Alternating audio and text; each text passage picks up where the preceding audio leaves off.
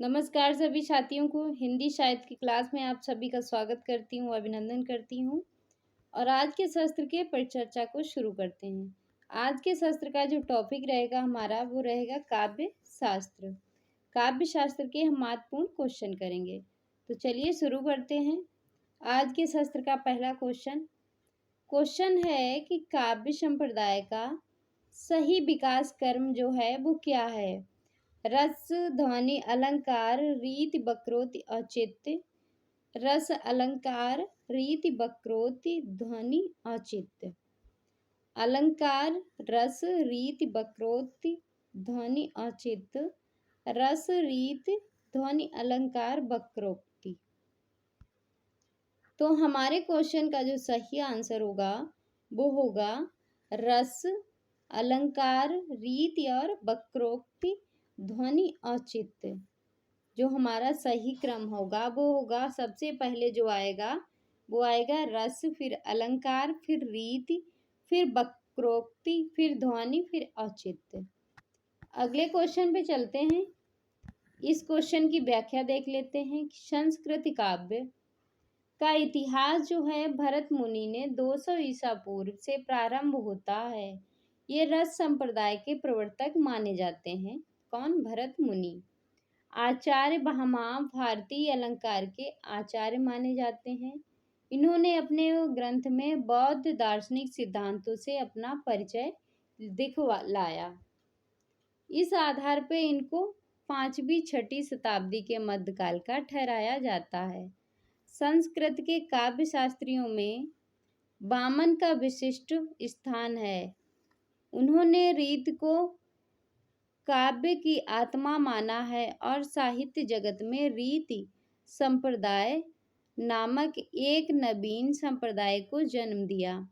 आचार्य बलदेव के उपाध्याय में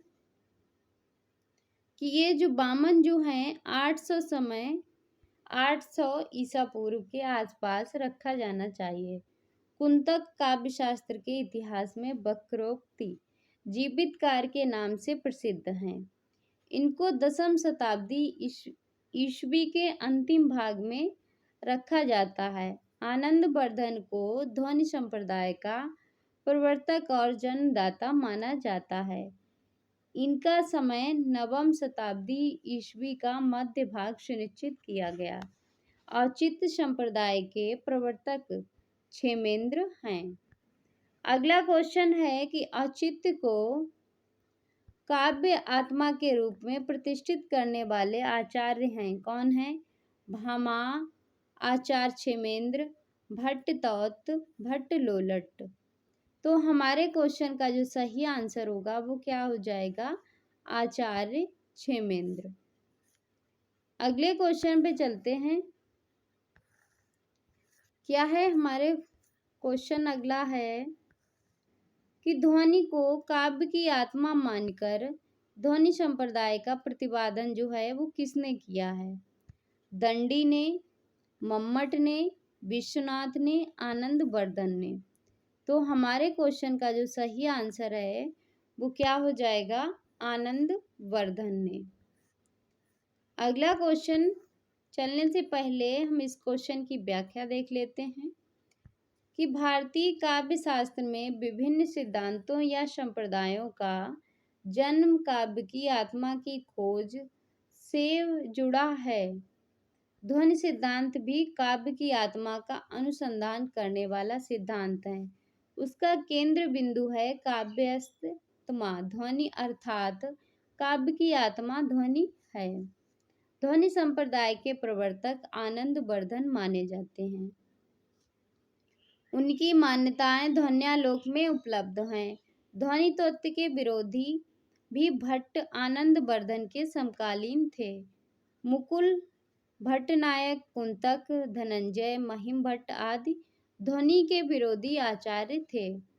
ध्वनि परंपरा का आनंद वर्धन से पूर्व भी विद्यमान थी। अलंकारवादी आचार्यों ने ध्वनि शब्द का प्रयोग जो है नहीं किया है। फिर भी अनेक अलंकारों के लक्षणों अथवा उदाहरणों में स्पष्ट ध्वनि को संकेत मिल जाते हैं। आनंदवर्धन ने ध्वनि सिद्धांत का प्रथम बार व्यवस्थित व्याख्या की, किंतु उनका प्रबल विरोध हुआ। आचार्य मम्मट ने अपने विवेचन द्वारा ध्वनि सिद्धांत को पुनः स्थापना की। ये कश्मीर के महाराज अवंती वर्मा के आश्रित कवि थे। अगला क्वेश्चन है हमारा कि मम्मट जो हैं किस संप्रदाय के आचार्य हैं? औचित्य, अलंकार, ध्वनि, रीति। तो हमारे क्वेश्चन का सही आंसर होगा वो हो जाएगा ध्वनि। अगले क्वेश्चन पे चलते हैं। क्या है हमारा अगला क्वेश्चन? क्वेश्चन है कि काव्य के विशिष्ट तत्व के रूप में ध्वनि शब्द का सर्वप्रथम प्रयोग किसने किया?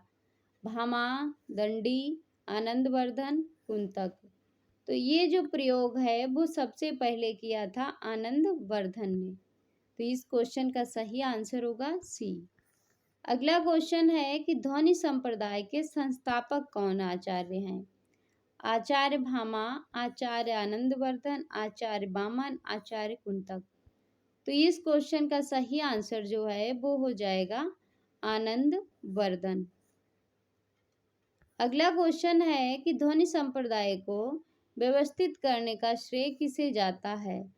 आनंदवर्धन को, आचार्य कुंतक को, अभिनव गुप्त को, इनमें से कोई नहीं। तो ध्वनि संप्रदाय का श्रेय जो है वो जाता है आनंदवर्धन को। अगला क्वेश्चन है हमारा कि जहाँ शब्द प्रत्यक्ष अर्थ को त्याग कर किसी और अर्थ की प्रतीत कराए जो उसके प्रत्यक्ष अर्थ की अपेक्षा अधिक चमत्कारपूर्ण हो, काव्य शास्त्र के अनुसार यह किसका लक्षण है? रस का, अलंकार का, ध्वनि का, इनमें से किसी का नहीं। तो इस क्वेश्चन का जो सही आंसर है वो हो जाएगा ध्वनि का। अगले क्वेश्चन पे चलते हैं। क्या है हमारा अगला क्वेश्चन? क्वेश्चन है कि किस आचार्य ने गुणों को रस आश्रित माना है? भामा, दंडी, रुद्रट, आनंदवर्धन। तो इस क्वेश्चन का सही आंसर जो है वो हो जाएगा आनंदवर्धन। अगला क्वेश्चन है, इस क्वेश्चन की व्याख्या है कि गुणों को रस आश्रित मानने वाले आचार्य आनंदवर्धन है। रीति और गुणों से संबंध आनंदवर्धन की मान्यता को जिस प्रकार परवर्ती काव्य शास्त्र में सिद्धांत स्वीकार किया गया, उसी प्रकार गुणों और रसों के पारंपरिक संबंध की मान्यता को विद्वान आज तक उसी रूप में स्वीकार करते हैं। अगला क्वेश्चन है कि काव्य के अर्थ वैज्ञानिक विवेचन का शुभारंभ किसने किया? वामन, महिमभट्ट, मम्मट, आनंदवर्धन। तो हमारे क्वेश्चन का जो सही आंसर होगा वो हो जाएगा वामन ने। किसने किया? वामन ने। अगला क्वेश्चन है, इस क्वेश्चन की व्याख्या है कि वामन काव्यांगों में व्यवस्था लाने के लिए सर्वप्रथम प्रत्यन्न करते दिखाई पड़ते। वामन के अनुसार काव्यों के द्रव्य गुण की उत्पत्ति देश विशेष नहीं होती। वैदर्भी, गौड़ी, पांचाली रीतियों का विवेचन वहाँ काव्य गुणों की उत्कृष्टता के आधार पर करते हैं। ओज, प्रसाद, माधुर्य, सौकुमार्य, उदारता, श्लेष, कांति, समस्ता, समाधि और अर्थ व्यक्ति नामक शब्द और अर्थ गुणों से युक्त शैली उत्कृष्टतम होती है। यह एक सार्वभौमिक सत्य। इसका उदाहरण वैदर्भी रीतिपरक काव्य है। वामन ने कहा कि जिस प्रकार रेखाओं में चित्र समा जाता है, उसी प्रकार इन रीतियों में काव्य समिष्ट हो जाता है।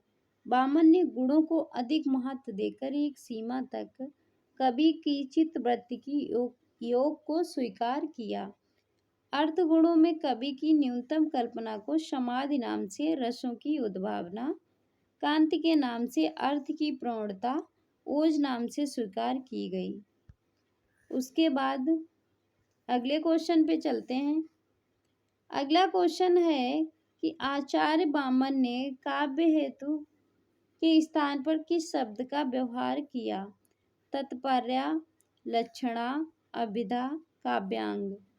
तो इस क्वेश्चन का सही आंसर जो है वो हो जाएगा काव्यांग।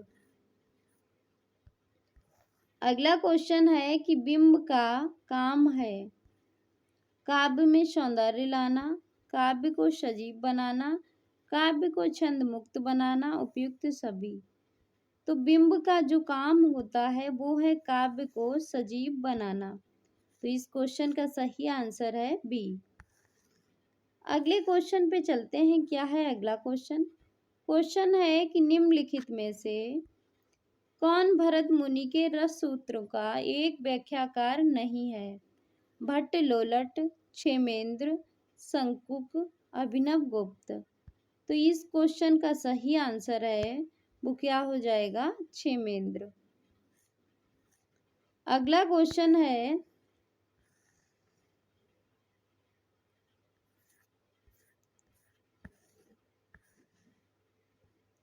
कुछ अन्य महत्वपूर्ण है उस क्वेश्चन के कि नाट्य शास्त्र जो है नाट्य कला पर व्यापक ग्रंथ एवं टीका है जिसे पंचम वेद भी कहा जाता है।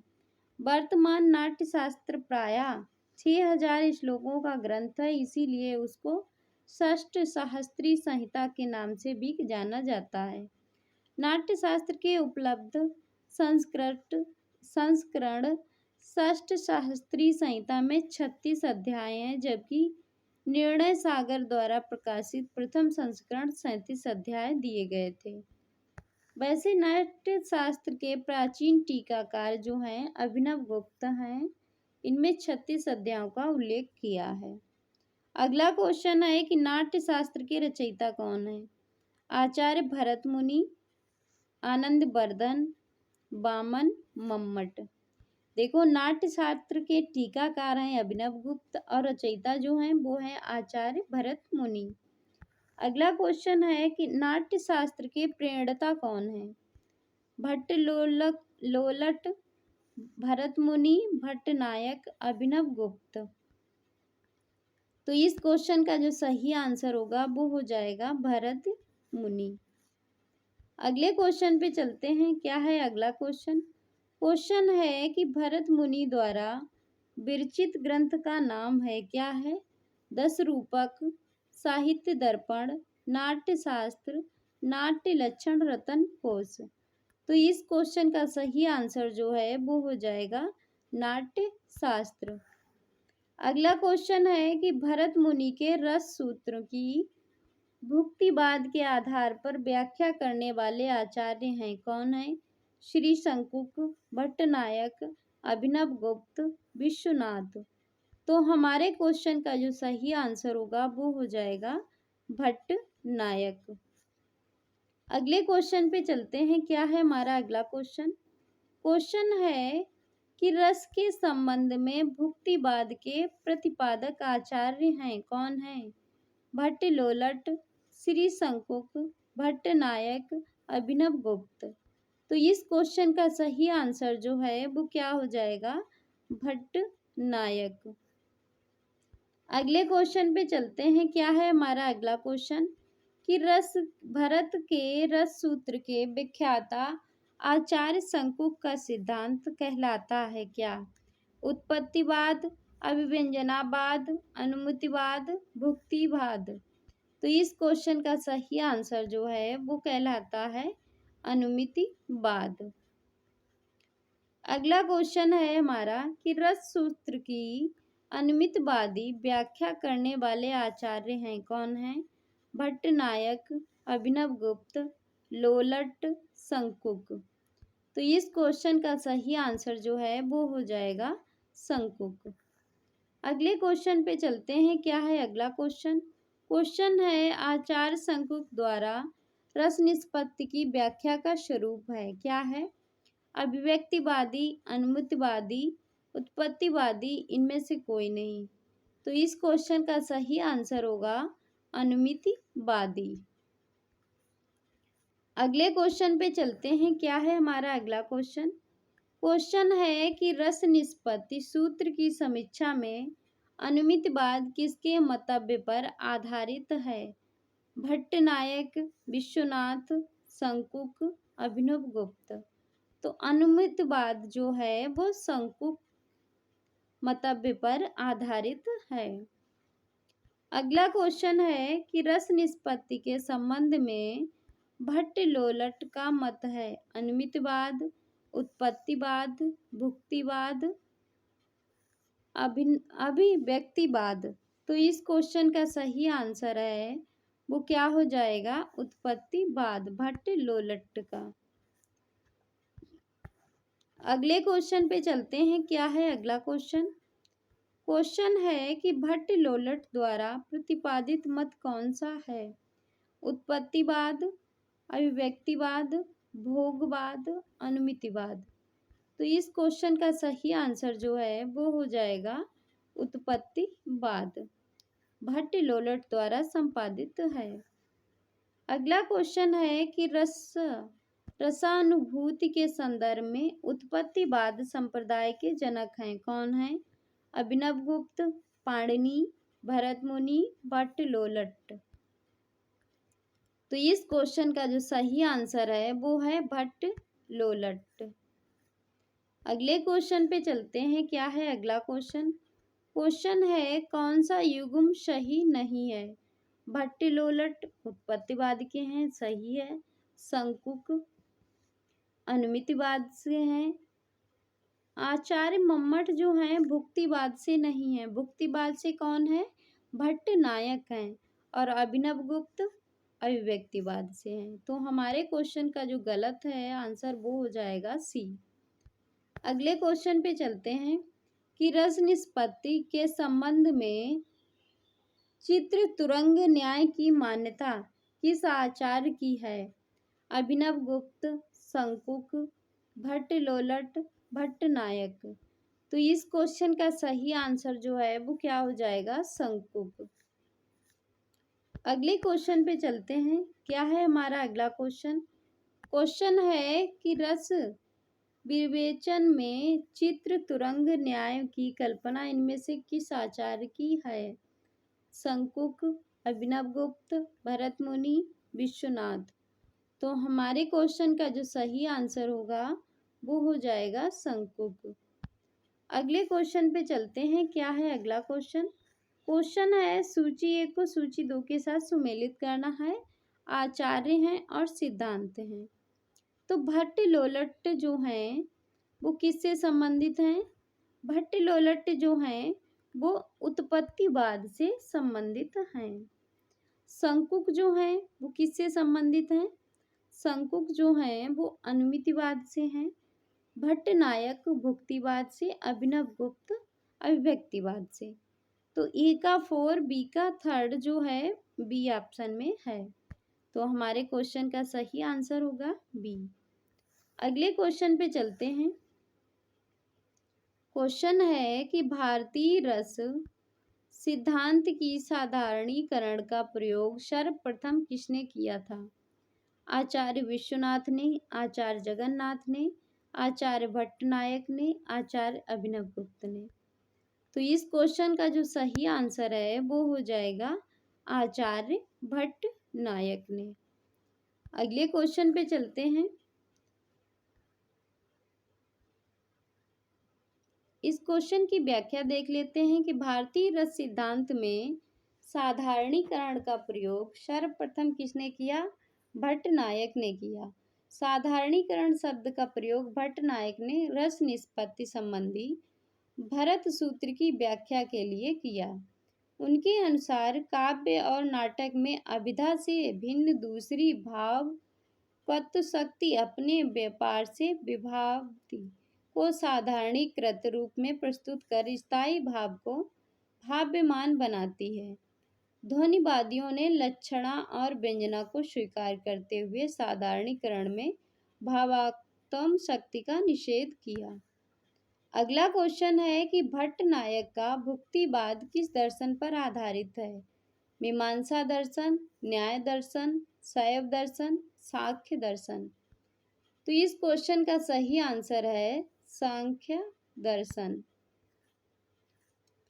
अगले क्वेश्चन पे चलते हैं। क्या है हमारा अगला क्वेश्चन? क्वेश्चन है,